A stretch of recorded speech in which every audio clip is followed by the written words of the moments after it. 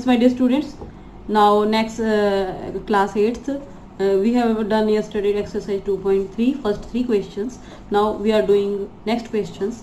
Question number 4 statement है कि एक 2 डिजिट नंबर है, उसका एक डिजिट दूसरे डिजिट का क्या है 3 गुना है. तो लेट करते हैं पहले. तो लिखते हैं let unit digit equal to क्या है x. तो टेंस डिजिट. अब वो कहते हैं एक डिजिट दूसरे का 3 गुना है, तो 3 गुना है तो ये वाला डिजिट 3 गुना आएगा, यानी कि 3x होएगा. अब नंबर, अब जैसे मैंने कहा था कि जो 54 है, मान लो 54 को मैं एक्सपेंडेड फॉर्म में लिखती हूँ ऐसे 5 इंटू 10 और 4. तो अभी मैं ना जो भी वर्ड प्रॉब्लम के क्वेश्चन होते हैं, जो नंबर आएगा उसको हमेशा एक्सपेंडेड फॉर्म में लिखना पड़ेगा. तो अब टेंस डिजिट है, इसको एक्सपेंडेड फॉर्म में लिखेंगे तो टेंस डिजिट को 10 से मल्टीप्लाई करके लिखेंगे 10 इंटू 3x प्लस x. ठीक है जी. तो ये हमारे पास आ गया ओरिजिनल नंबर. और ये कहता है कि जब इसकी डिजिट की हम इंटरचेंज करते हैं डिजिट को, तो हम लिख देते हैं नंबर ऑन इंटरचेंज. जब इंटरचेंजिंग करेंगे तो 3x इधर चला जाएगा और x इधर आ जाएगा. तो इंटरचेंज कर दिया, हमारे को क्या फर्क पड़ता है, उसने कह दिया इंटरचेंज कर दो. तो 3x की जगह क्या लिख दिया x, और x की जगह क्या लिख दिया 3x. अब वही हमने करा है अकॉर्डिंग टू क्वेश्चन के अकॉर्डिंग. कहता है कि जब इन दोनों नंबर को ऐड करते हैं, कर देते हैं जी. पहला नंबर लिखा ये रहा हमारा ओरिजिनल नंबर, और ये हमारा इंटरचेंज वाला नंबर, दोनों लिख दिए. और दोनों का टोटल कह रहा है कि क्या आता है 88. तो दोनों का टोटल क्या लिख दिया हमने 88 लिख दिया. अब खोला 10 3 जा 30x plus x 10x plus 3x equal to 88. ठीक है. फिर ये ऐड करें हमने 30 और 1 31 31, ये 41 41 और 41 और 3 44. हमारे पास आ गया 44x इक्वल टू 88. तो x की वैल्यू आ गई बेटा हमारे पास 88 अपॉन 44. तो x की वैल्यू आ गई 2. x की वैल्यू आते हैं हमारे पास नंबर आ जाएगा. हम लिख देंगे नंबर. कौन सा नंबर, ओरिजिनल नंबर. ठीक है. ओरिजिनल नंबर हमारा है 10 इंटू 3x प्लस x. ठीक है जी. ये हमारा ओरिजिनल नंबर. ठीक है. पुट करते हैं. x की वैल्यू 2 है और फिर x की वैल्यू 2 है. तो ये 10 3 जा 30 32 जा 60 प्लस 2. तो हमारा नंबर कितना आ गया 62. दोबारा से समझ लेंगे. 2 डिजिट नंबर है, एक नंबर दूसरे का 3 गुना है. यदि डिजिट को इंटरचेंज करके दोनों नंबर को ऐड कर दें तो 88 आता है. तो ओरिजिनल नंबर बताओ. तो 3 गुना है तो यूनिट डिजिट x ले लिया. तो 10 डिजिट क्या हो गया 3x हो गया. तो नंबर क्या हो गया 10 डिजिट वाले को 10 से मल्टीप्लाई एक्सपेंडेड फॉर्म लिख दी 10 इंटू 3x प्लस x. जब डिजिट को इंटरचेंज करेंगे तो 3x उधर चला जाएगा, x इधर आ जाएगा. तो ये डिजिट को इंटरचेंज करने से नंबर आ गया. इन दोनों नंबर को ऐड कर दिया, ये पहला नंबर लिख दिया, ये दूसरा नंबर लिख दिया. और इन दोनों को ऐड करने से कितना आता है 88. और अब इनको फिर हमने ऐड कर सॉल्व कर लिया. सॉल्व करने से x की वैल्यू क्या आ गई 2. अब हमारा नंबर क्या था, ये रहा ओरिजिनल नंबर. तो इसमें x की जगह क्या पुट कर दी x की वैल्यू. तो x की वैल्यू क्या पुट कर दी हमने 2. तो x की वैल्यू 2 पुट कर दी, x की वैल्यू 2 पुट कर दी. तो हमारा ये नंबर आ गया. तो yes my dear girls, now question number 5. वो कहता है कि शोभो की जो मदर की प्रेजेंट एज है, वो शोभो की मदर की प्रेजेंट एज शोभो की प्रेजेंट एज की 6 टाइम है. तो लेट करते हैं बेटा. लेट शोभोज प्रेजेंट एज x ईयर्स. ठीक है जी. दोबारा से समझ लोगे. शोभो की मदर की प्रेजेंट एज शोभो की एज की 6 टाइम्स है. तो अब ये लिखते हैं. तो शोभो की प्रेजेंट एज है x, तो mother's age hence mother's present age कितनी हो गई बेटा 6x ईयर्स. ठीक है. अकॉर्डिंग टू क्वेश्चन,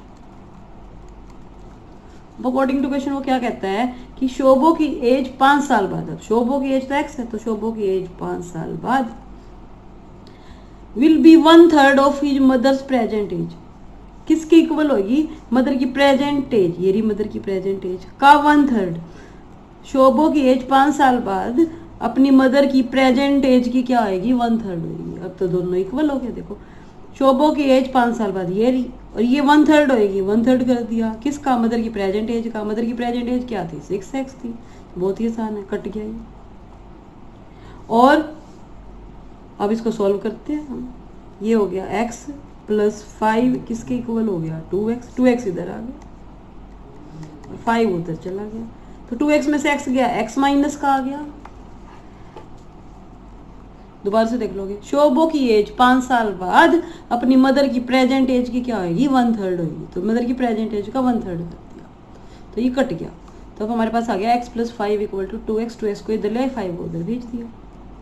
अब माइनस से माइनस क्या हो गया, कट गया। तो x की इसकी आ गई 5, ये x की वैल्यू 5 आ गई। अब पुट करते हैं। तो शोभोज एज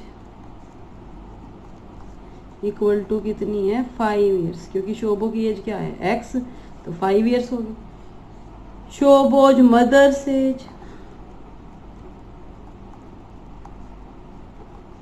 वो कितनी है 6x, तो 6x की वैल्यू 5 पुट कर, हमारे पास कितनी आ गई 30 ईयर्स। तो समझ आ गया होगा कि शोभो की मदर की प्रेजेंट एज 6 टाइम है, शोभो की एज की प्रेजेंट एज की 6 टाइम है। तो शोभो की प्रेजेंट एज x, तो मदर की कितनी हो गई 6x। क्वेश्चन के अकॉर्डिंग शोभो की एज 5 साल बाद अपनी मदर की प्रेजेंट एज की 1/3 होगी। तो प्रेजेंट एज की 1/3 होगी, तो ये x + 5 ये कट के 2x आ गया। तो 2x आ गया, 2x को इधर ले आए, 5 को उधर ले गए। तो सॉल्व कर लिया, x की वैल्यू क्या आ गई 5। x की वैल्यू आते हैं हमने इसमें पुट कर दिया। प्रेजेंट एज हो गई x और मदर की एज होगी 6 × 5 कितनी हो गई 30। तो बहुत ही आसान है। इसके बाद लास्ट क्वेश्चन था। अब थर्ड क्वेश्चन है हमारे सामने। तो वो थर्ड क्वेश्चन में क्या कहता है हमारे को, वो कहता है एक रेक्टेंगुलर प्लॉट है जो स्कूल बनाना है जिसके ऊपर, और उसकी लेंथ और ब्रेड्थ का रेशो कितना है 11:4।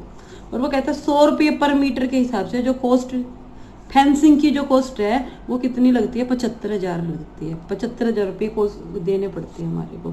तो डायमेंशन ऑफ प्लॉट यानी कि प्लॉट की लेंथ और ब्रेड्थ निकालनी, जो चीज़ निकालनी होती है वो लेट कर लेते हैं। तो लिखते हैं हम लेट लेंथ ऑफ प्लॉट और क्या करनी है लेट ब्रेड्थ ऑफ प्लॉट। अब रेशो दिया हुआ 11:4। जब रेशो दिया हुआ तो लेट करते हैं, रेशो के अकॉर्डिंग ही लेट करते हैं। 11:4 है तो लेंथ हो गई 11x मीटर और ब्रेड्थ हो गई 7x मीटर। अब अकॉर्डिंग टू क्वेश्चन, अब इस बात को समझने की कोशिश करो। अब वो पंचायत है, वो ये खेत है, मान लो उसका रेक्टेंगुलर प्लॉट है, इस पे फेंसिंग कराती है। तो फेंसिंग कराती है तो फेंसिंग किस पे करवाएगी पेरीमीटर पे करवाएगी। तो यानी कि हमारा पेरीमीटर कैसे निकलेगा पेरीमीटर, तो हम क्या लिखेंगे यहाँ पे length of fencing equal to क्या है हमारा पेरीमीटर। ठीक है, ये निकालना है हमें। तो अब हमें क्या दे रखी है टोटल कॉस्ट दे रखी है और क्या दे रखी है कॉस्ट पर मीटर दे रखी है। ठीक है जी। तो यदि हम टोटल कॉस्ट को कॉस्ट पर मीटर से डिवाइड करते हैं तो हमारे पास लेंथ आ जाएगी जिस पे फेंसिंग हुई। तो टोटल कॉस्ट हमारी कितनी है 75,000 और कॉस्ट पर मीटर कितनी है हमारी 100। दोबारा से देख लो।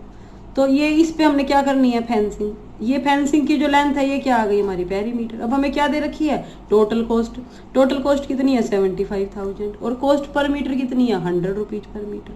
तो जब हम टोटल कॉस्ट को कॉस्ट पर मीटर से डिवाइड करेंगे तो कॉस्ट कटेगा, तो खाली हमारे पास क्या रह जाएगा मीटर, यानी कि पेरीमीटर आ जाएगा हमारे पास। तो 2 जीरो से 2 जीरो कट गई तो हमारे पास पेरीमीटर आ गया 750 मीटर।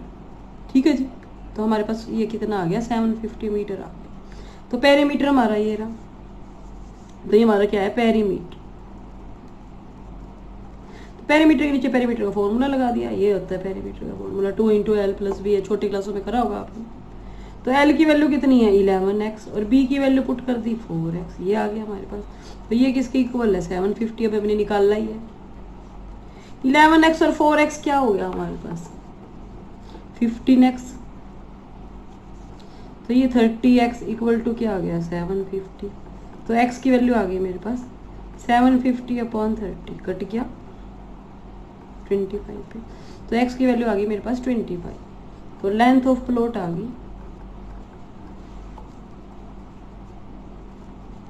लेंथ ऑफ प्लॉट कितनी है 11x, तो 11 इंटू 25 कितनी आ गई 275।